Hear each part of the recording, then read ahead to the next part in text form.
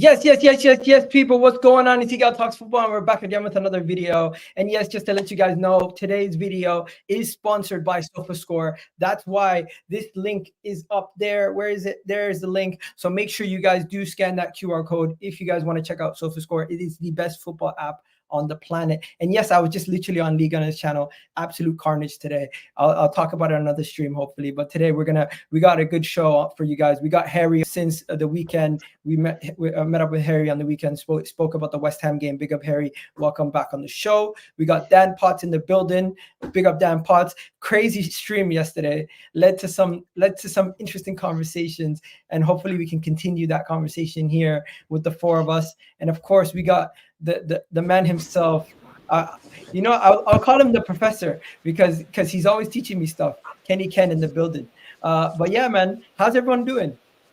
Good, man. Good. I didn't know you were on the stream just a minute ago. Bro, I literally jumped on like the last 20 minutes. It was crazy. But yeah, I'll have to watch it, man. I was on the phone and I was watching a bit of it, and I thought, hang on, I recognise my voice on here. What's happening? Of course, Lee Gunner's doing what Lee Gunner does, and he's putting me and Kenny Ken on camera, and of course yourself, Miguel. So, yeah, man, great show yesterday. And listen, big up to Lee. I know people don't always agree with how he goes about things and what he says, but it's all respect, man. At the end of the day, and I've got a lot of time for him, so fair play, man. But thank you for having me on, bro.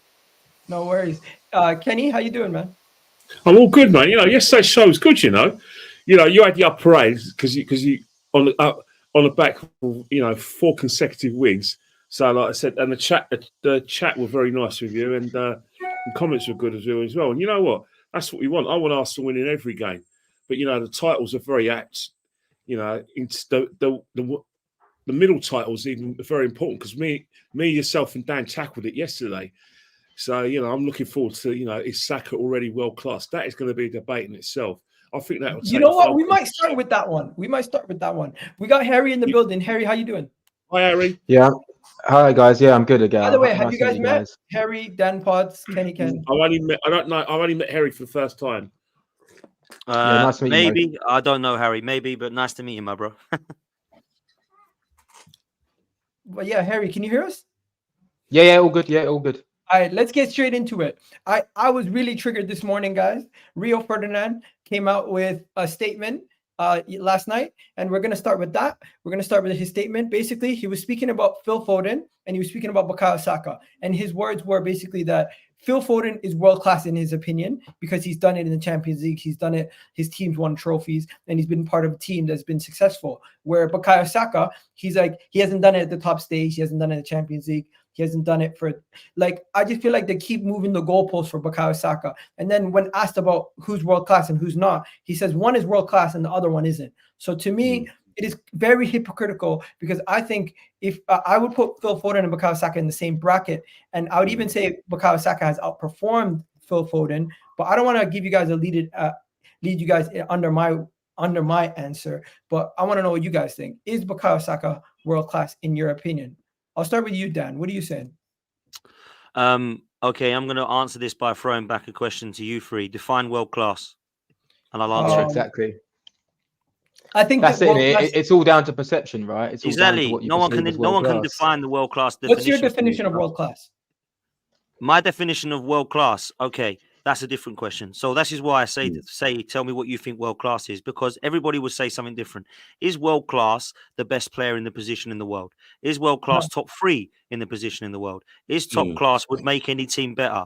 Is top class would get into anybody's squad? Is world-class would 100% walk into a world 11 of all time? Is Lionel Messi world-class? No, because he's the greatest of all time. So he's not world-class. He's even better than that. And I'm like, I don't get this. I don't get what it is. For me, if you haven't done it on the world stage, you can't be world-class, in my opinion. And that's why I don't put Saka as world-class yet. But I honestly have no doubt that he will be. He is going to be a phenomenal player. And I don't think you can compare Phil Foden and Saka because they're two very different players, in my opinion. I don't believe that they play too similarly into their position. I know that Phil Foden has played on the right wing, but Saka's made that position his own. Phil Foden's a little bit more versatile. I think Phil Foden can probably do as much as Saka can do on the football in terms of technical ability. But I don't think Phil Foden has carried Manchester City and Saka has carried Arsenal. That is all I would say. Now, maybe it's harder to carry Man City because they've got better players, right? So Phil Foden is not the absolute elite in his team. There's other players like KDB, Bernardo Silva, Haaland around him.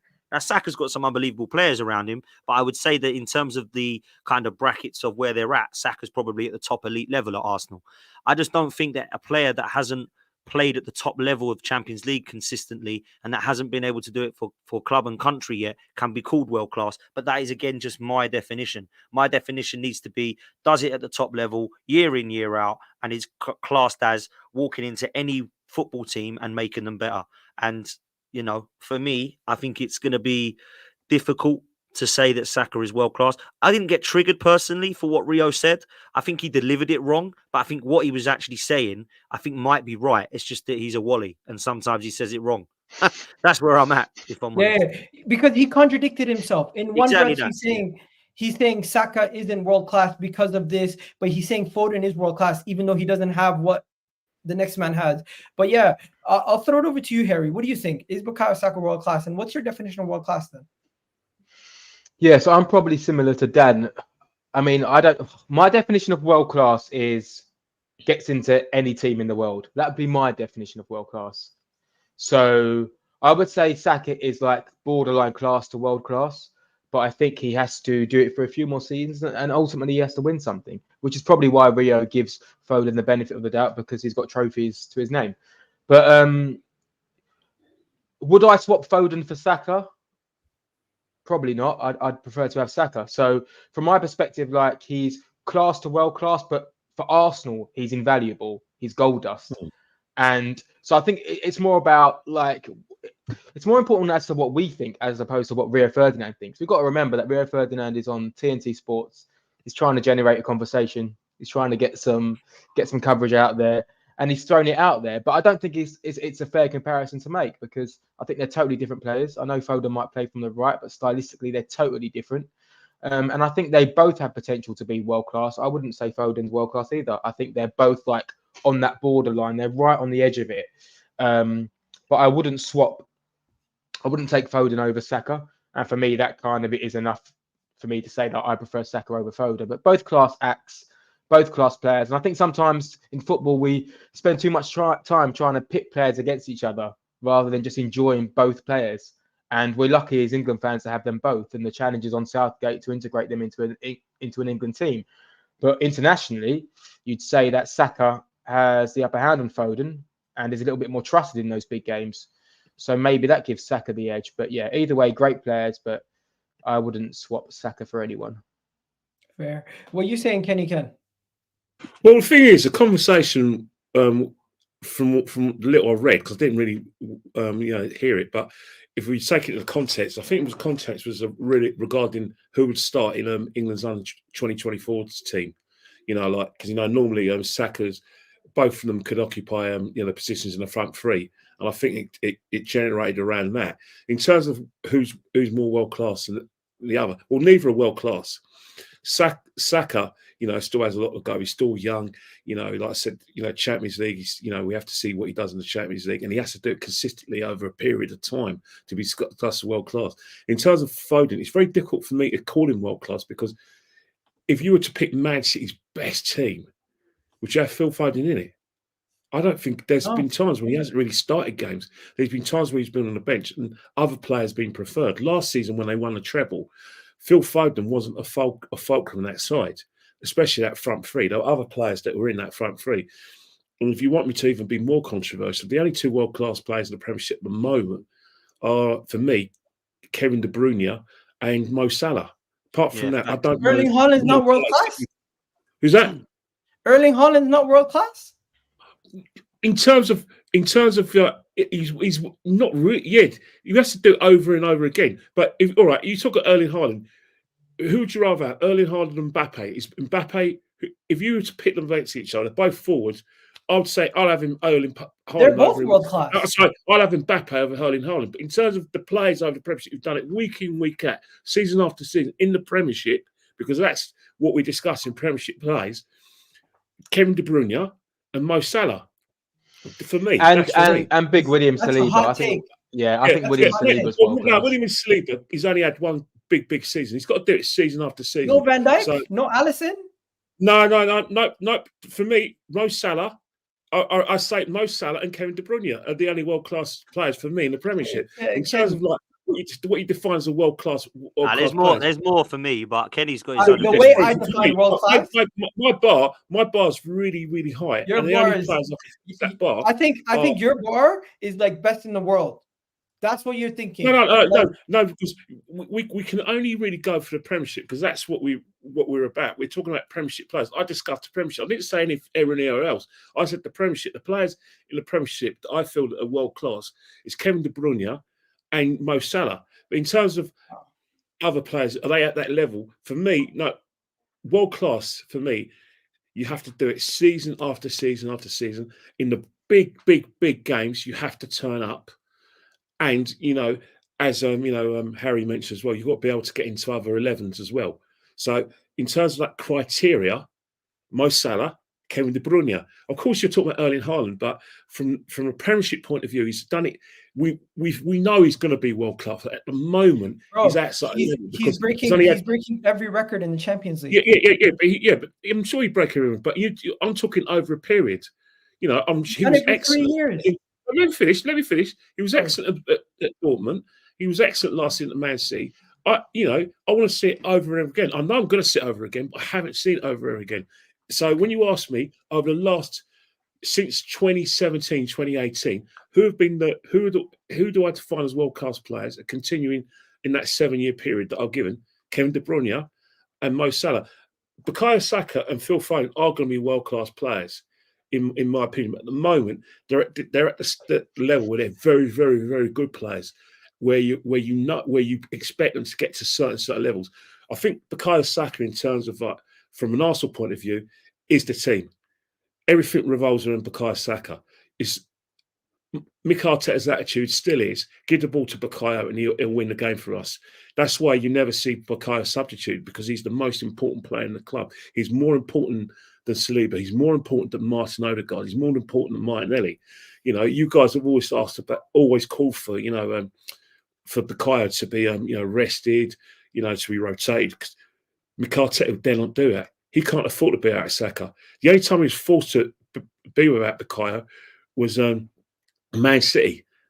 And, we won the game because Mikel changed the whole process and sacrificed, possession and trying to win it in one game. But for me, Bukayo and Phil Foden aren't yet world class. But if you were to ask me who would I prefer, I'll Bukayo all the day long, because I think Bukayo will go to certain levels and I think Foden will. But my big preference is,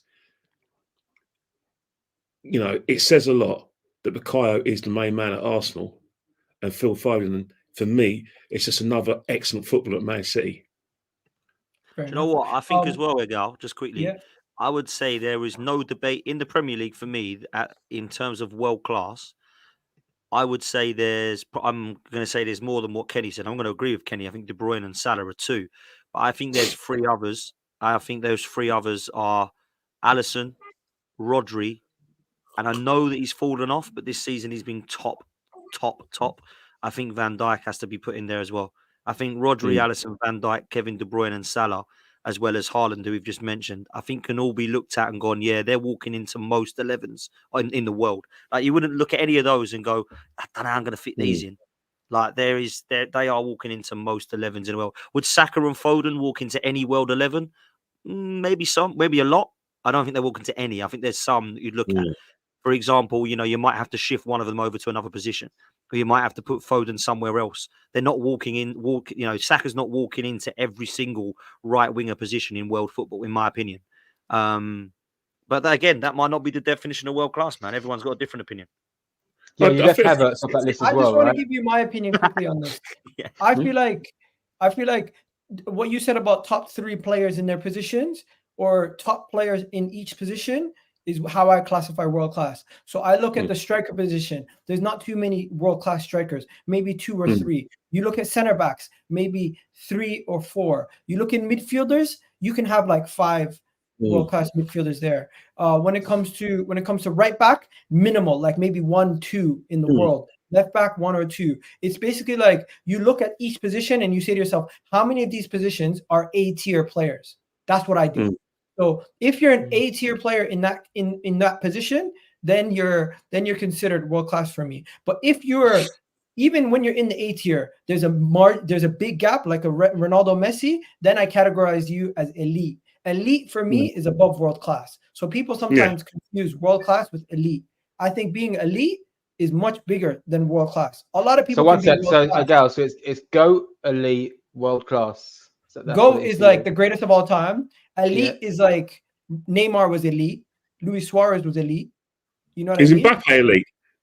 Mbappe is not elite yet because he hasn't done what they've done. He's won a World Cup. Yeah, but he hasn't done it all. Like, let's be honest. In order to be elite, you have to be elite people get considered in the GOAT conversation. So Zidane, he's in the GOAT conversation and he's elite. You know what I mean? Okay, yeah, no, I get you. So, I like the idea of putting like top 3 players in each position. I think that's a good way to that criteria, though, Harry. That criteria, Anigal, in top 3 in each position. How many Arsenal players are world class then in that criteria? Ooh, that's a good question. Well, you're going to say there's about 5, aren't you? Yeah, let me go first. Based on my question, Saliba's in, no question about it. Declan Rice is in, no question about it. Based on my criteria, Saka would be in. And I think based on last year's form, some people would say Partey's in it. But I don't think Partey's in it anymore. So I would only put 3 world-class players at this moment in time for Arsenal. And I think a lot of people... I've got a question for all you guys. It's probably not unfair to ask, but I might as well put it all in. Do you think it was easier when we had players like Robert Pires, Henry and Bergkamp to have this discussion because they were doing it season after season and they were winning big trophies for us, as opposed to this era now where we're not in that kind of level, where the only teams in the Premiership you could be part of that conversation are the teams in the Northwest, Liverpool, Man City. I know it's a harsh criteria and football has moved on, but in terms of like, you know, people will always say, well, what have they won? I think it's easy. It was much easier under the times of George Graham and Arsene Wenger's for the first 10 years to have this sort of conversation. In terms of Arsenal, we just, at the moment, until we start winning those big trophies that we're desperate for on a consistent basis, or being part of those conversations in Europe and the Premiership on a consistent basis, you know, very few of our players, logically can be part of that sort of world-class conversation. That's why, though, Kenny. That's why it ain't just for me about what you win in football. Now, football's about winning. Don't get me wrong. But if we're having a conversation about how players are ranked, etc., Harry Kane is a world-class striker. But he ain't won nothing. So it ain't just about what you win. Would you have Arsene Wenger as your manager or Roberto Di Matteo? Oh, I'll have Di Matteo because he won a Champions League and Wenger didn't. No, you have Arsene Wenger all day long. I think H will fall in that category because. Oh, sorry, Harry Kane from Walton Forest deserves to be in that category because even though he hasn't won anything from the season he made his debut in 2014, 2015, he has broken the 20 goal a season mark on a regular basis at an international level. He has smashed, Bobby Charlton, Ravens record. So you put him in that kind of elite level. And I suppose Alan Shearer at his time, he didn't win that much. He only won one trophy. So I suppose you do it season after season. So it's not just about what you win, it's about consistency at the highest level and the big games. You do it season after season. So Harry Kane has to what's a good segue? A good segue is you spoke about Mbappe. So let's speak about Mbappe. These rumors are starting to get ridiculous, guys. Like, fool me once, shame on me. Fool me twice, shame on you. Like, fool me once, shame on you. Fool me twice, shame on me. At this point, no one's getting fooled by rumors about Mbappe to Arsenal. We know better than this now. We've seen the stories before. We've been here before. There's a big fish potentially going to another big club, and they want to link him to other clubs. So they start linking him to Liverpool, linking him to Arsenal. Do you guys genuinely believe Arsenal Football Club had an opportunity to sign Kylian Mbappe and rejected it based on the fact that we don't want to break our wage structure? Do you believe that we would actually tell Kylian Mbappe's camp, we don't want you because we're scared we're going to break our wage structure? I don't believe rubbish. that for 1 second. That's rubbish, because we did it for Declan Rice. We broke the £100 million barrier for Declan Rice because we really, really wanted him, because we thought he'll get us that next level. If players like Mbappe is available, get him. If he says he wants to come Arsenal, you find a way, mate. You sell a few players, break FFP to get him, because he's going to be the best player in the world. He's the next capital rank when it comes to elite. How much would his weekly wage be, Mbappe? You're probably talking. They're looking at 500 grand a week. They're looking at A bit more close to than that. 400K. How much? A bit more. 400K. 400K a week. Yeah. No, I think he's worth about, and it's probably unrealistic, but I think he's worth about how many? Think about the average 3-bedroom house in Crouch End. But no, all right, I exaggerate. All right, the average 3-bedroom house in Muswell Hill, I think that's his weekly wage that he will command. Listen, right now, How many houses do you need? Right now, he's getting paid. What? Right now, he's getting paid. He's getting paid what? What is he getting paid? Like, he's getting paid ridiculous money right now. I don't know exactly. You need like 500K or something mad like that. 72 million a year. More than that. He's making 72 million a year. So realistically, you can understand why we'd be hesitant, because you're probably looking at paying him 500-600 grand a week, which is obviously mental. I get it. Like you at any cost, you get that sort of player, but I mean, you're talking about changing. Basic, though. That I don't think what he's earning. That's 1.3 million a week. You sure? Yeah, is that inclusive? That's including bonuses. That's including bonuses. Salary. That's including bonuses, I think. That's $1 million a week, man. In Holland, his basic salary. They gave him part of the Saudi fund as part of his thing. Mm. They paid him they paid him in like investments. They gave him not only his weekly wages, they're giving him investment pay too. It's mental. Let's just be real. He's going Real Madrid, man. He's going 100%. 100%. And when I hear these rumors, it kind of makes me mad, because they're just using our name. I let him go. Let him go. Who cares, man? Like, just real talk. All big clubs had it. How many times was Sergio Ramos meant to go to Man United when he was trying to negotiate more money from Real Madrid? It happens, doesn't it? That's football. Benzema to Arsenal, 2015 season, 16 season. He actually sounded believable at that time that we're going to get Benzema. Okay. You know what? Talking about Benzema, we had another French striker speaking about Arsenal the other day. Arsenal legend, of course, Thierry Henry. He was speaking about how we've been missing a striker. We're missing a striker. But a lot of people are also talking about how we're hitting form at the right time. Dan, we spoke about it yesterday. Arsenal look to be hitting form. Could this recent form be the opportunity to kick us on, to maybe push us on to something better? Maybe the momentum can continue to go forward. And against Burnley, we see that momentum continue. Against the next team, we see that momentum continue. And it just becomes a thing where we start to gain confidence at the right time. And if you guys don't know, Timber might be coming back. Partey might be coming back. We're starting to get a fully fit squad. We could have a fully fit squad going into March. This could be the thing that catapults us to go win the league. So my question to you guys is this Arsenal's year?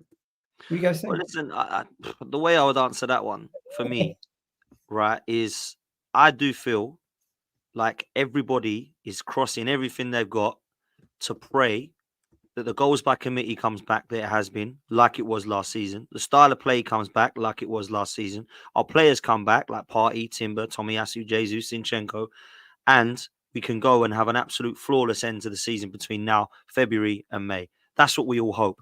I don't think that'll happen. I do think we'll have a few more bumps in the road, and we have these clusters of results where it just goes wrong for us.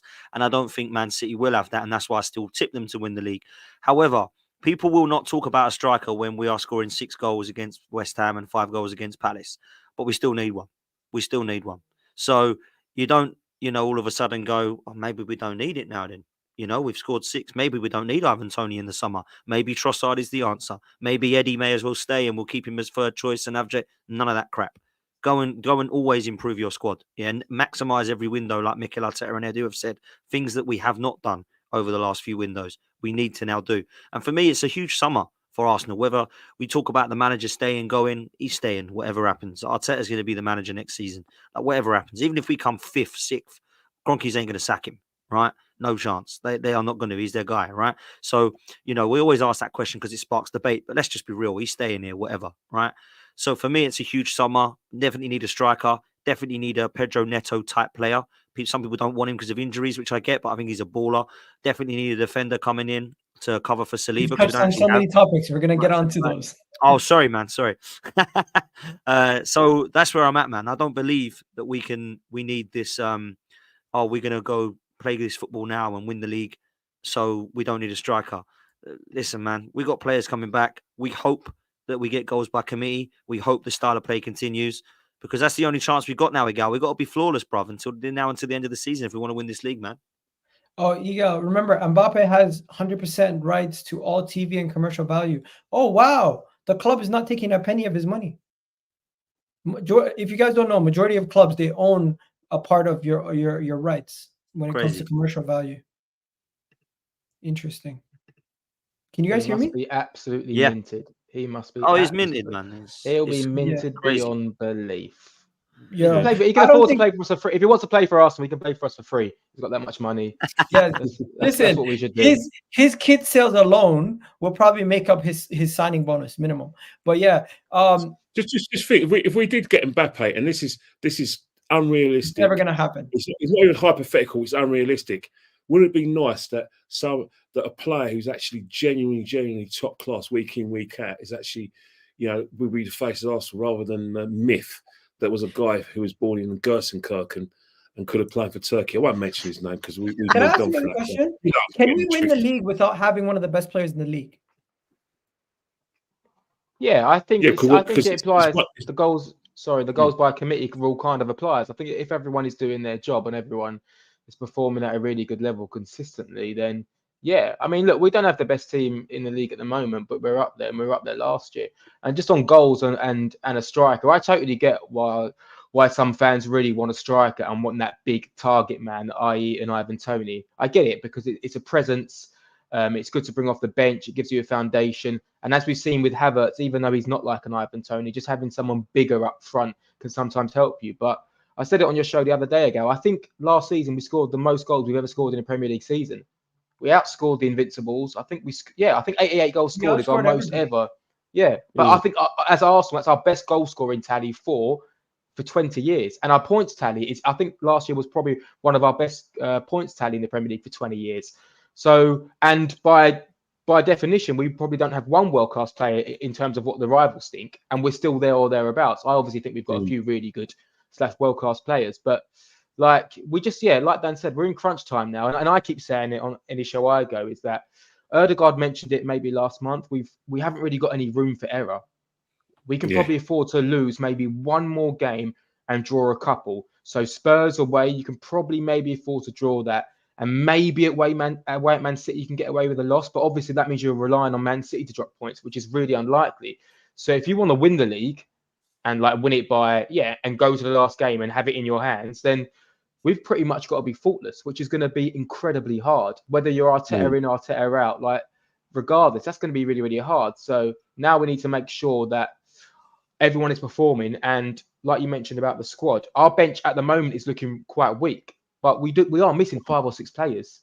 Get those guys back, then we've got a really good bench. And I know you can't compare us to Man City, but look at Man City's bench last night. It's pretty bad when you look at it. There's a lot of kids on there, a lot of players who won't get a lot of minutes. So it's quite hard to have a bench of 9 elite players, especially when you consider injuries. So if we can get Timber, Tomiyasu, Zinchenko, Jesus, Vieira back to some sort of level, then we've got a real good squad again. So we've got to be prepared for injuries and make sure we're ready to go. And who knows what can happen. Big up Taylor here for the comment. Says Iga, no, you need 1 or 2 world-class players in a squad, bail you out in crunch time moments and take the game by the scruff of the neck, like Salah and Kevin De Bruyne. Do you guys think those 1-2 individual players that can win you a game are necessary for you to win a league or a Champions League, or can you win it as a collective? Because that's what we're going to have to do. As everybody has said and stated, we don't have a world-class player that everyone believes can take the game by the scruff of the neck and win us a game, but we do have a collective team where if everything's going well, they look unplayable. So it's horses for courses. You know, the next few games, to be honest, I don't think we can afford to drop any points, because you have to assume and probably be a bit pessimistic and think, you know what, I don't want to give Liverpool, Man City an inch or even breathing space. I don't want to be put under pressure by them by dropping points. I want to put them under pressure by keeping winning games. And I think that's what we got to do to win the league, because, you know, all the titles. My question was, would you rather have a well-oiled machine or individual players that are world-class in your team? You know what? To be honest, going in these last 14 games, it's all about what's happening on the pitch. We can always give our opinions after the event, but this is what we have. You know, talking about, you know, getting a world-class striker, that's not relevant now, because there's no chance of signing one in season. The season's done. We've got to rely heavily on what we've got. We've got to rely heavily on players up in their game, which they already do in the last 4 games. But to continue to do that, we've got to rely on goals from all avenues. Everyone's got to make their contributions. There's going to be times where, you know what, we're not going to be able to play the elite level football we played on Sunday. You know, I think that, you know, there's going to be some games where Newcastle at home, there's no way Newcastle are going to give us that amount of space. We're going to have to grind it out, keep on going out well, miss a few chances. You know, referees might not give us future decisions. And then who knows, maybe a set piece, or maybe Saka gets in the box, gets tripped, we get a penalty. It's any way we can win a game, we're going to have to do that. So in terms of, you know, do we need world-class players to do it? Right now, it's just winning games. Because at this stage of the season, there's going to be a lot of games where we're going to be frustrated, you know, biting our nails, screaming at some players, and then hopefully we can, you know, get something at the last minute, because all 3 teams have got different strengths. Man City's strengths are never going to be our strengths. Our strength is our defence, and basically us being difficult to beat and being really good off the ball. Liverpool's strengths is that their attack. Man City's strengths is their bench and their go-to people, 2 players for every position of quality. So if all the 3 teams have to win the league in a different way. But in terms of us, would it be Arsenal's year? You know what? One game at a time, mate. One game at a time. Win, celebrate, move on, get on to the next game. That's what we're going to have to do. Gal, sorry. Just quickly, you know, you said about an well-oiled machine and an individual brilliance. You kind of need both, if I'm honest, because you need a well-oiled, you know what I mean? You need a well-oiled machine, but you do need individual brilliance within it. I can't think of a Premier League champion or a team that's won the Premier League that didn't have an individual in it that was brilliant, because they were a great team, Leicester, but they had Jamie Vardy and Mahrez and Kanze. They were a great team, Blackburn, but they had Alan Shearer banging in goals every single night, right? So that literally every team that has won the Premier League has had an individual that is absolutely brilliant, whether it be Mo Salah, whether it be Kevin De Bruyne, Sergio Aguero, Thierry Henry. You look at some of the midfield players that have won the league, look at some of the goalkeepers that have won the league. All of those have been individual brilliant players. So you do need a team. We're missing that. Do you think we're missing that? I don't know. Potentially, but I can't tell you who it would be that can come in, to be fair, because it might not be an Mbappe. It could be somebody that is lower down than that. It could be like Ivan Toney, for example.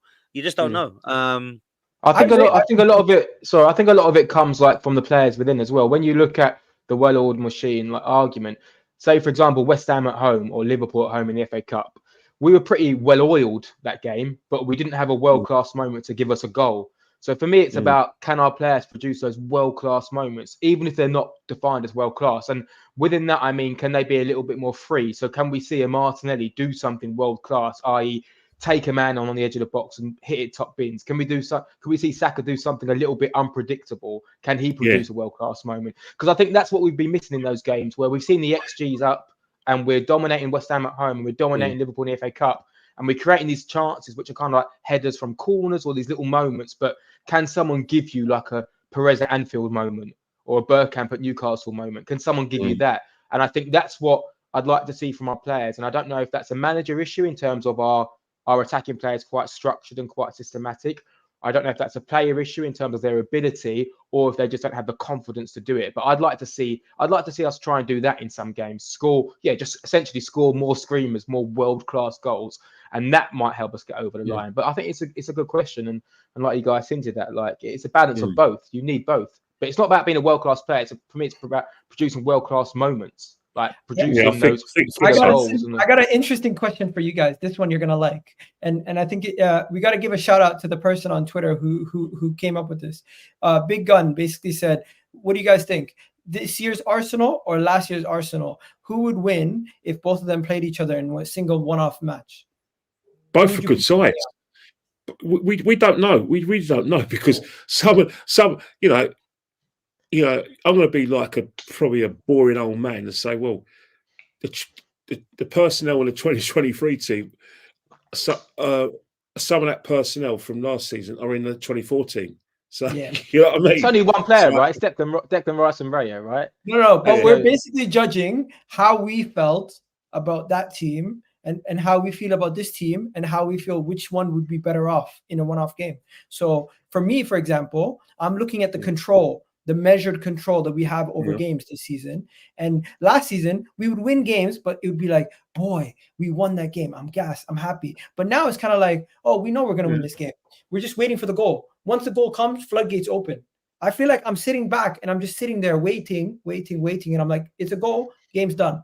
Where before, last year, it would be like, we'd score a goal and then we'd be like, last 10 minutes, we'd gassed out. You guys remember that? Last year, we'd gas out. No, but that started around this time last year.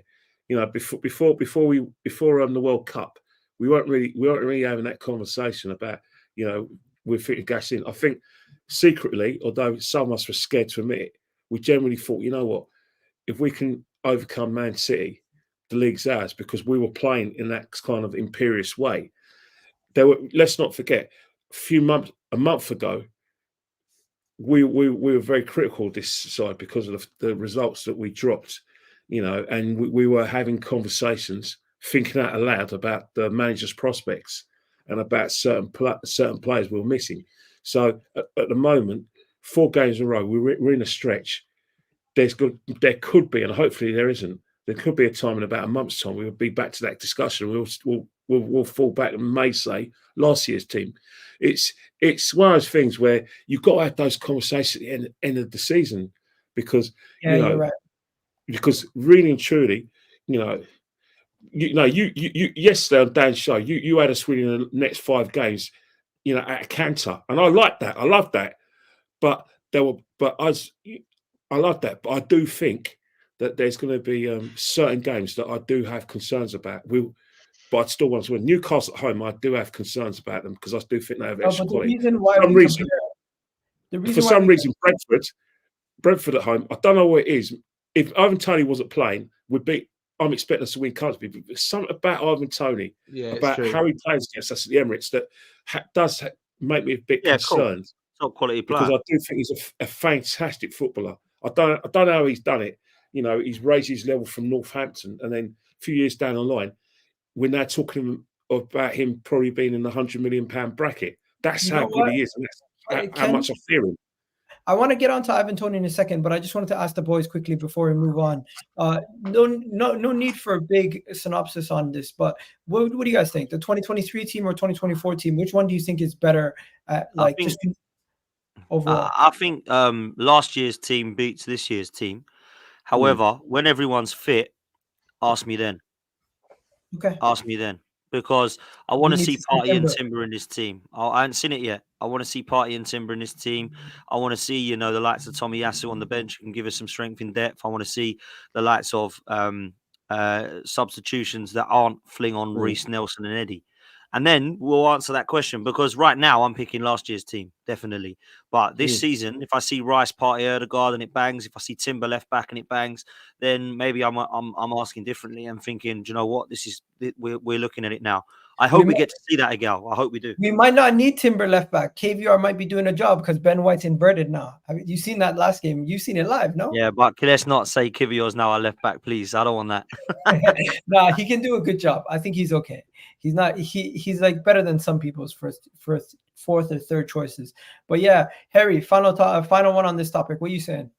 2023 or 2024? Annoyingly, like the same as Dan, we haven't really seen the benefits of our new squad signings this year, so it's hard to gauge. But I reckon 2024 sneaks it. It would be a tight game, but 1-0 to 2024 Arsenal. Havertz with the late goal from the corner. There you go. We have over 100 people in the chat. Do me a favor, guys. Hit that like button right now. It's absolutely free. And I just want to show I had over 2,100 votes for over the last couple of days. And guess what? Guess who won, guys? This year's Arsenal. Right. This year's Arsenal won by 75% of the vote on the channel. But that's Fair crazy. enough. That's crazy. And then the world class, of course, Arsenal fans are going to say Bukayo Saka is world class. But yeah, that is no question about that. Let's go to the striker situation. I don't know about you guys, but I don't want a young striker. I don't want a Darwin Núñez situation, a Nicholas Jackson situation at Arsenal. We need to be ambitious, and we cannot go and sign just anybody. Did you guys see the Man City game yesterday or Real Madrid game? We were linked to that striker that played for RB Leipzig, Sesko. Personally, I think we need to leave the development of young strikers to other teams. The Bournemouths, the West Hams, no disrespect to them. Arsenal cannot do the same mistake as Liverpool and go and spend a lot of money on a developmental striker, or the same as Manchester United, where they buy Højlund for so much money. We need a more finished article, a player who's closer to their prime, a player who comes into this team and oozes confidence. And that's why I want Ivan Toney. I don't know about you guys, but I think that's the main reason why I want Ivan Toney at Arsenal Football Club. And I've seen Victor Osimhen. He's a good player. He's a very good striker. But I have my concerns over Victor Osimhen, where Ivan Toney, I have less concerns at this moment in time. What do you guys think? I agree. But listen, what we need is that 25 goal a season striker. And they're not as common as we think they are. They're really not. And when you look at world football and the players that can come to the Premier League and actually do it, you're talking Haaland, you're talking Kane, and obviously they're at their clubs. Højlund looks like a really good player at Man United. That looks like a good signing, but that's a lot of money to lay down on a project striker. So listen, I like Ivan Toney as a player. As a person, I struggle with him a little bit. I do wonder how he'd integrate into a youngish squad, whether he's had the humility to maybe be part of an Arsenal team. But there's no doubt we need something up front. But like I say, man, we're scoring goals. Like, scoring goals isn't our problem. We think it's our problem, but it's not. Scoring goals isn't our problem. We score a lot of goals. And as we've shown this season, we're right up there. Of course, we can always do better. And we can always improve and have options off the bench. But I don't know if Arteta is as obsessed with a striker as Arsenal fans are. I'm not sure. Maybe he is, maybe he isn't. But I think it takes a real elite striker to come in and make this team better. And I don't see the point in signing, just an average striker. I just don't see the point in it. I think we've got enough goals in our team at the moment. Do you think Ivan Toney's average? No. But what I'm saying, unless it's an Ivan Toney, I don't think it's worth just taking a gamble on someone. I just don't think it is. I'd go for an Ivan Toney, but yeah, I mean, I don't know. It's a tough one just because I think Ivan Toney's personality is definitely up for question. Like, the truth is with an Ivan Toney, right? If he has a banging season at Arsenal, just say hypothetically, and then Barcelona, hypothetically, or Bayern Munich, Real Madrid come in for him, he'd be straight off. So I don't know how I feel about that sort of person. No, he wouldn't. Yeah, of course. His mother's. Oh, come on. His mother. What does that mean? Don't you think that we're past the stage of when throughout Arsene Wenger's reign? And I'm not saying the Arsene Wenger went at the Emirates, because it was even when we were winning things, our players were looking to move abroad anyway. We were winning. We won the titles under Arsene Wenger, FA Cups on Arsene Wenger, Invincibles Arsene Wenger, and players like Vieira were looking to go abroad anyway.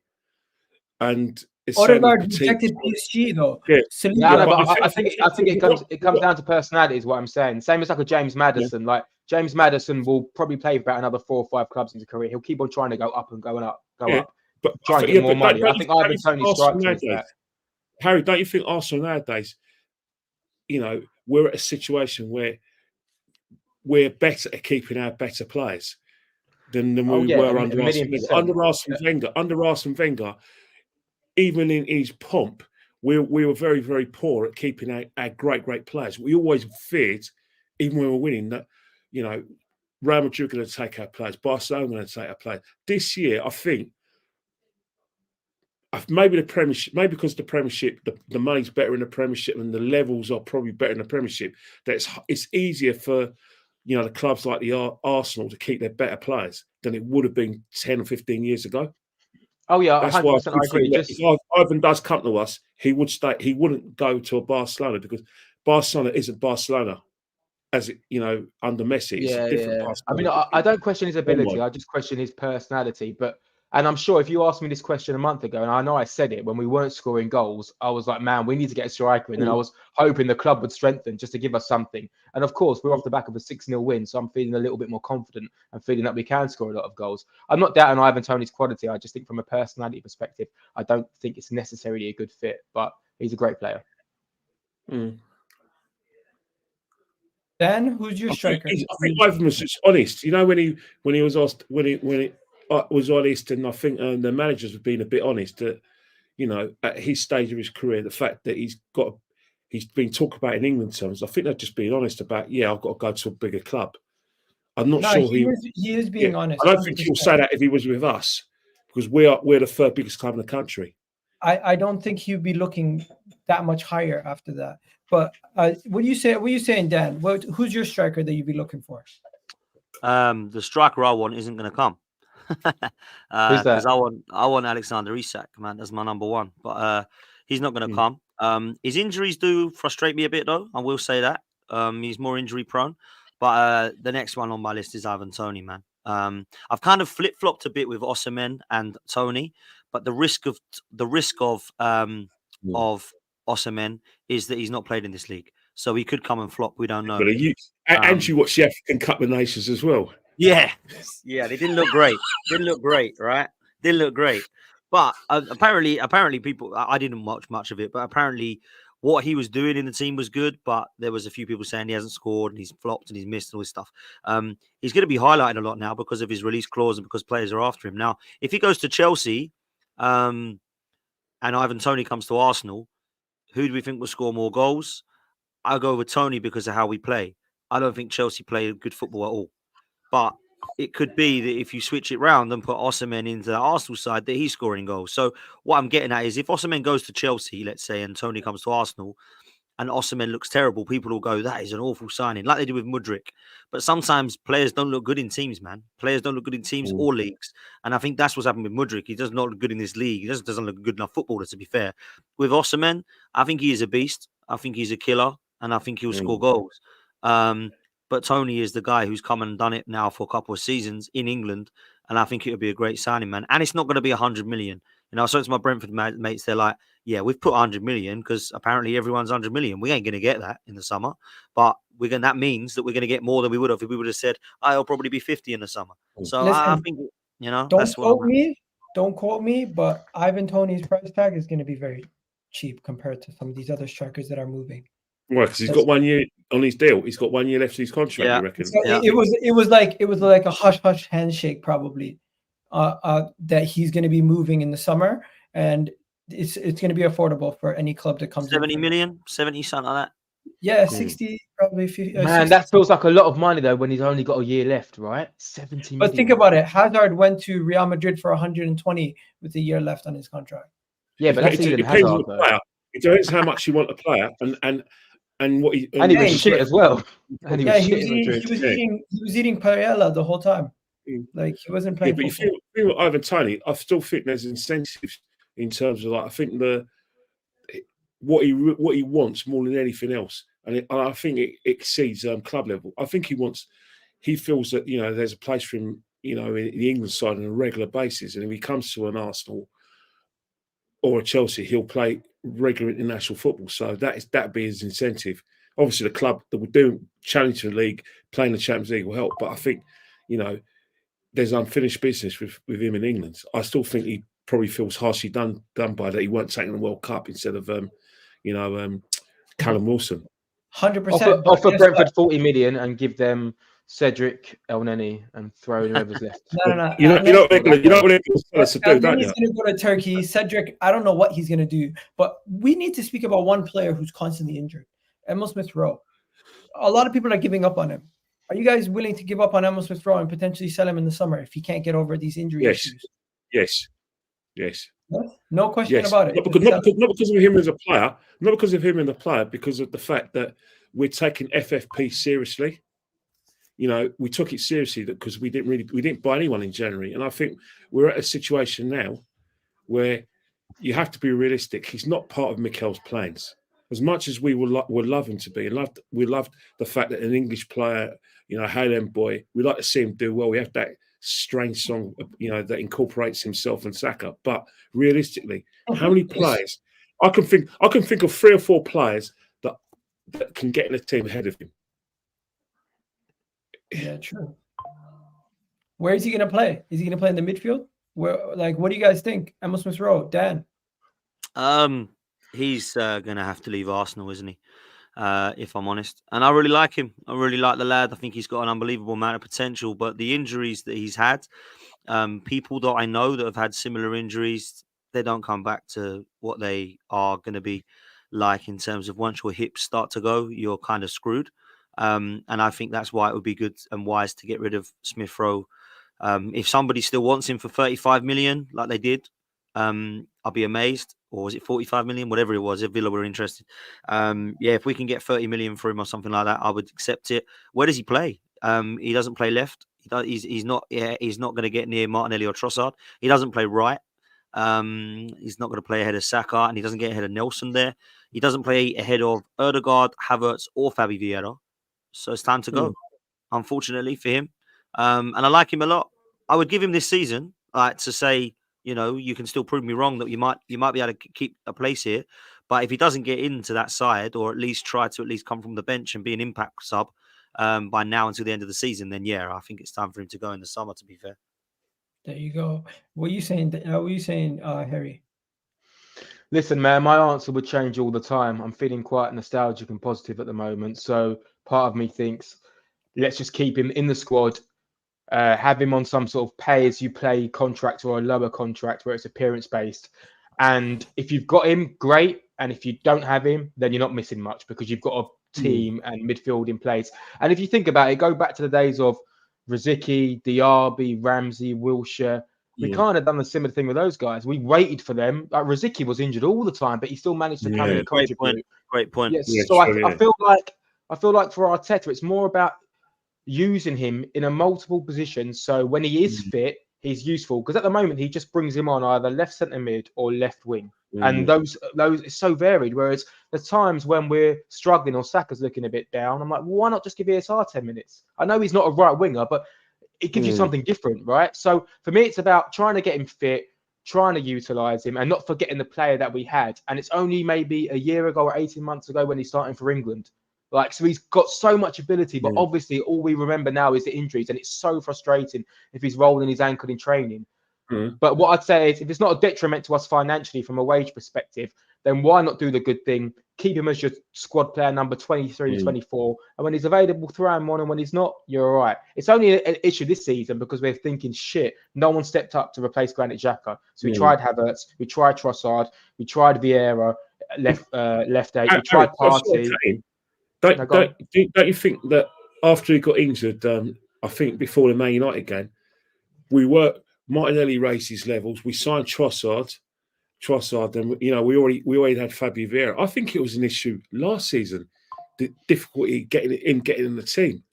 So for me, it's 2 years on a trot that I think that maybe that there is a situation, because I don't think it's just injuries. I think what I've noticed from Mikel is that he changes their style of play every season. He always moves it on.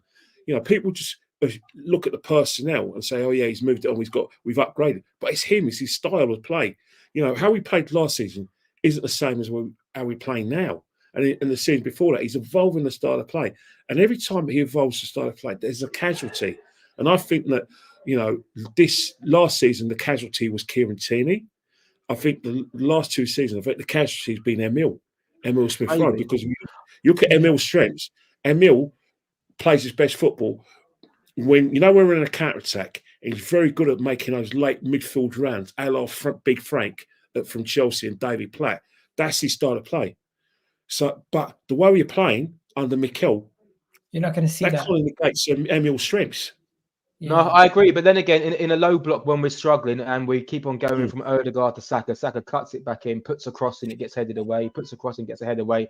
Why not have a midfielder that says, yeah, give me the ball, I'm going to drive, I'm going to play 1-2s, I'm going to give it, and I'm going to go, I'm going to take shots, I'm going to pop up, arrive late in the box. So I agree with what you're saying. The injuries are really frustrating. What annoys me most is I've seen how good he can be. And what annoys me now is I don't really know what the issue is. And I know Arteta can't come out and say, but I'd love to be a fly on the wall when we actually know, okay, he's got long-term injury problems and it's always going to be like this. So we either take it or we leave it. Personally, I'd probably take one more gamble on him as long as we're not too reliant on him. Okay, and I just have one more thing to say before we go. I am willing to be the kind of person who puts my neck on the line for this team and say things that at times I feel like the team has to prove to people. But because I believe this team is that good, I believe this team is one of the best teams in the world right now. Unfortunately, I can't say that on merit because we haven't performed like one of the best teams in the world over the last couple of years.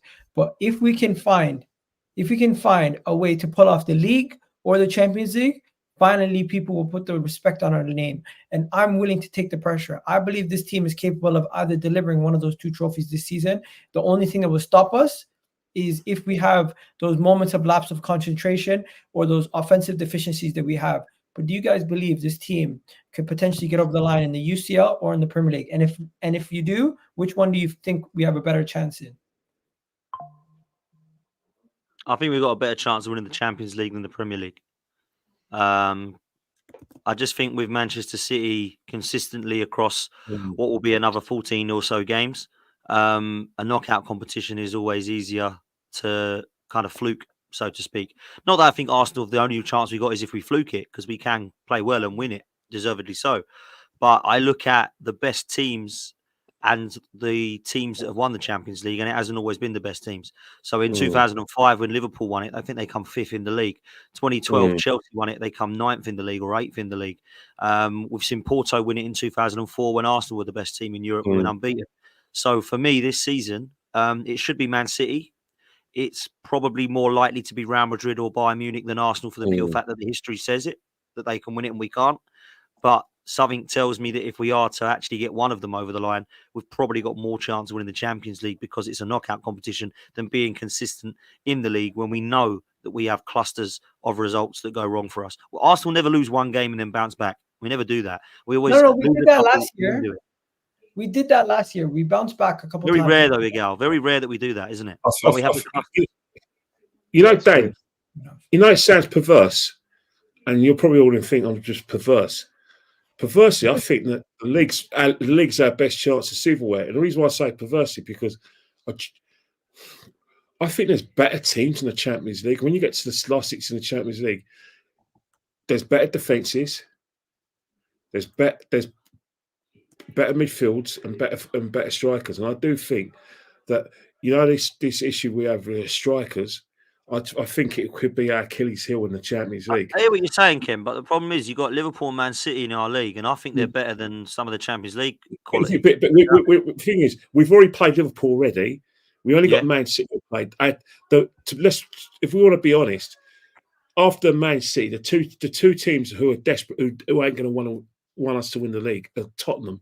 I'm going to play out their skins, and Man United will always find a way to look world class against us at Old Trafford. I don't know how they do it because they're pitiful.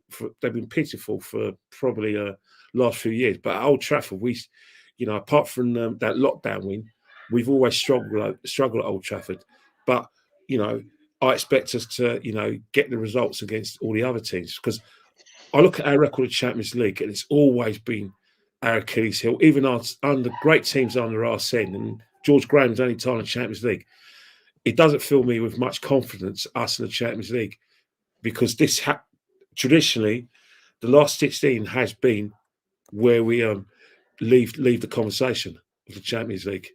Whilst, in the league, I do think perversely that's probably our best chance. But again, you're right. Man City are just a machine. And, and Liverpool at the moment are just one of those teams where, they lost to us.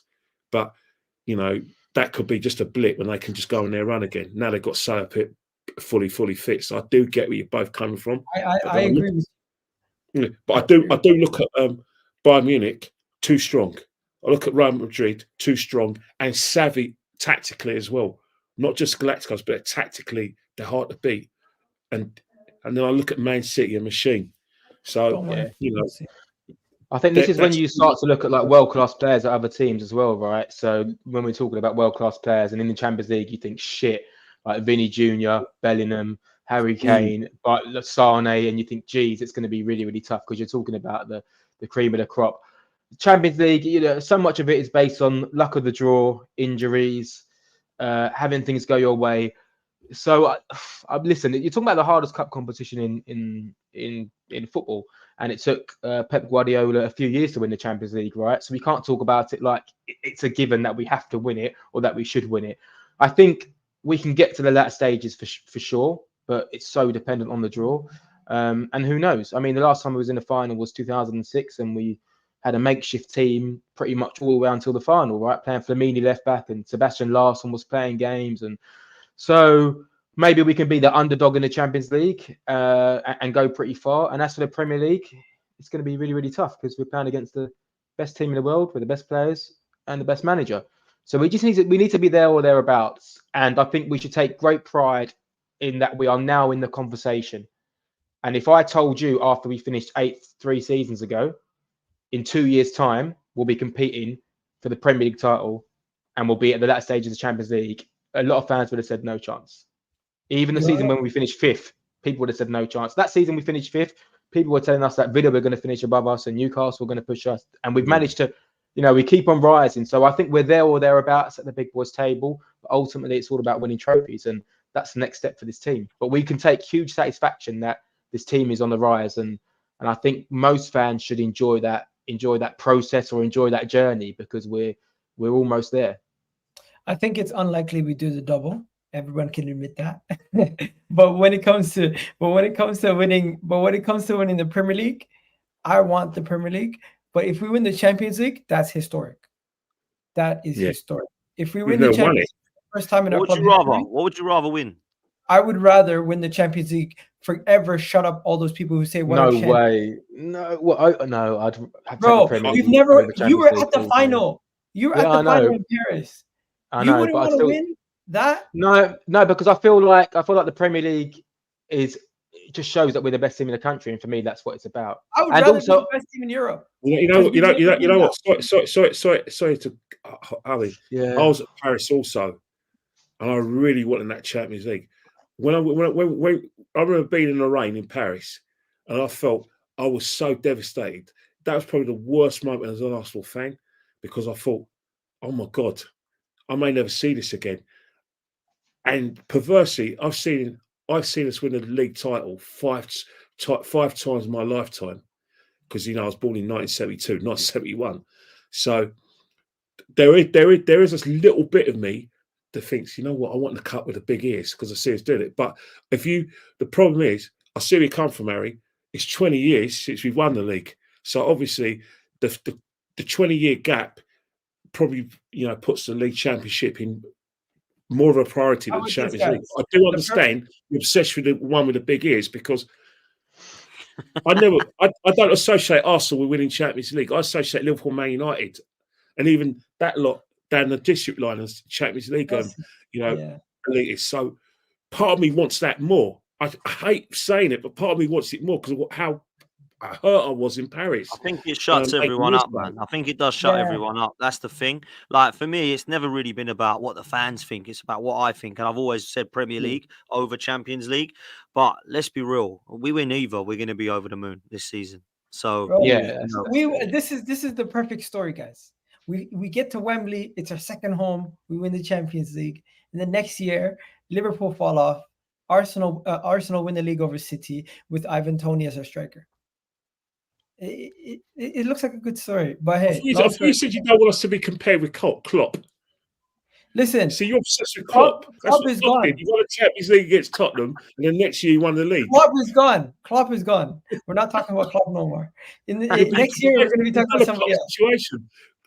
Hey, listen, we're going to have to wrap it up. At one point, won a Champions League, and then the next season they smashed everyone to pieces in the league. There you go. You just got the young Klopp situation. Hey, if it happens that way, we just can't make sure every time they came in second, this time we need to make sure we win it because we don't want to come in second again. Listen, how many title races have we seen in our lifetime where we've come in second? 2 times now recently, and we've done it how many times? We should talk about 2015, 2016 because Spurs finished third in a 2-horse race. Yeah. And then even under Arsene Wenger back in the day with Sir Alex Ferguson, we finished second how many times back then? Like we finished second too many times in my lifetime for us to be like making jokes about Liverpool, honestly. So yeah, I agree with you. But hey, we're gonna wrap it up here. Dan, I appreciate you having me on your show yesterday. So of course, guys, don't forget to check out Dan's channel. The link is in the title. Harry, big up to you for jumping on. Hopefully I can catch you on the next show also. And Kenny Ken, appreciate you jumping on. I enjoy it. It's not Harry. It's nice to meet you as well. Yeah, nice to meet you, Harry. Thank you, guys. Have you seen Igal's skin looks clearer? He's not sweating. He's not getting wound up, man. You got to pick this guy up. He put up a lot of crap from us when we were going for a bad patch. Big up, man. Big up. Respect to Igal. Igal is resilient, man. He's resilient. Look at the smile. Just going through his nostrils. He still stood tall. Bro, this is nothing. This is nothing. I started and now you're getting your moment in the lights. And bro, this is nothing. We have to think about what we've got to say because Igal's, Bro, this is nothing. When I started YouTube, we had Rob Holding basically pump faking versus Aston Villa for 90 minutes, conceding 3. It was a madness. Anyways, we got to end the show. Big up everyone in the comment section. Big up Taylor. I've seen you in the chat the whole time. Big up to all the people in the chat. Make sure you guys do check out everyone's content and love for the love. I'll catch you guys on the next show.